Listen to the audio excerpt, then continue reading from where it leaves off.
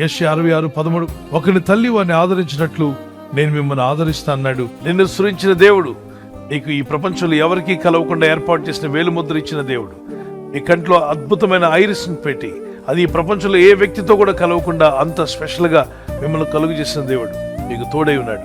You are special to God అనండి. I'm special to God అని చెప్పండి. తల్లి గర్భంలోనూ ఉండగా నేను ఎరిగిన వాడు. ప్రయాసపడి భారం వస్తున్న సమస్త జనులు నా యుద్ధకు రండి, నేను మీకు విశ్రాంతిని మనశ్శాంతిని నేను మీకు అనుగ్రహిస్తాను. మీ భారం నేను తొలగిస్తాను. ఈ చింత యావత్తు నా మీద మోపమన్నాడు.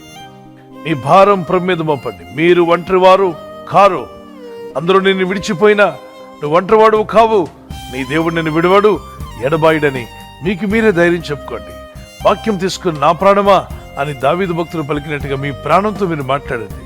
దేవుని వాక్యం సెలవిస్తుంది, దేవుని నమ్మిన వారు ఎవరు ఒంటరి వారు కాదు. నువ్వు దేవుడిని నమ్మి ఉంటే భౌతికంగా నువ్వు ఒంటరిగా ఉన్నావేమో. మిమ్మల్ని విడువను ఎడబాయని చెప్పిన దేవుడు నీలో ఉన్నాడు, మీతో ఉన్నాడు. నీలో ఉన్నవాడు ఈ లోకంలో ఉన్నవారి కంటే గొప్పవాడు.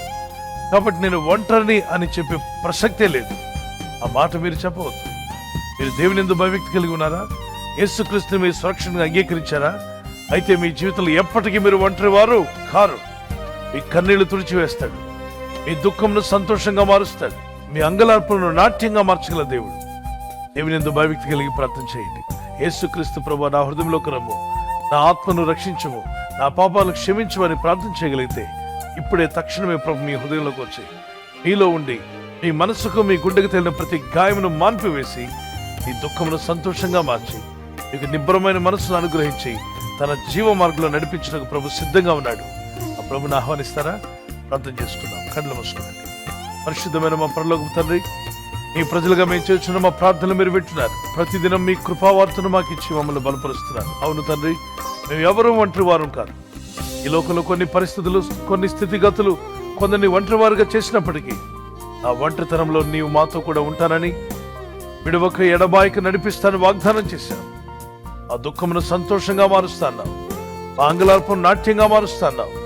నీ కృపను అనుగ్రహించి ఈ ప్రార్థనలో పాల్గొన్న ప్రతి ఒక్కరిని దర్శించున్నాయి. నీ ప్రజల్లో ఏ అవసరతలో ఉన్నా మా ప్రతి అవసరం నీ మహిమైశ్వరం చొప్పున నువ్వు తీరుస్తున్నందుకు స్తోత్రాలు చెల్లిస్తున్నాను. నీ బిడ్డల కన్నీరు తుడిచివేయబడును గాక. వారిలో ఉన్న ఒంటరితనం ఇప్పుడే యేసు నామములో తీసివేయబడును గాక. ఆ లోన్లీనెస్ అనేటువంటిది వారి హృదయాల్లో నుండి, వారి ఇళ్లలో నుండి అది తొలగిపోవాలి నాయన. ఈ రాత్రి నెమ్మదితో పండుకొని సురక్షితంగా కాపాడబడినట్లుగా నీ అగ్ని కంచి వేసి మమ్మల్ని కాపాడండి. మీ చిత్తములో కొనసాగే కృప అందరికీ దయచేయమని యేసుక్రీస్తు ప్రశస్త నామములో మీరందరికీ చక్కని నిద్ర దయచేసి తెల్లవారు లేచి కృపను మాకు ఇమ్మని క్రీస్తు యేసు నామములో అడిగి వేడుకుంటున్నామా పరలోకపు తండ్రి. ఆమేన్. ఆమేన్. ఈ వాగ్దానాన్ని మీతోనే ఉంచుకోకుండా లైక్ చేయండి, షేర్ చేయండి. అనేకులు ఈ యొక్క ఛానల్ సబ్స్క్రైబ్ చేసుకోమని తెలియపరచండి. సబ్స్క్రైబ్ చేయని వారు కూడా సబ్స్క్రైబ్ చేయండి. Good night. God bless you.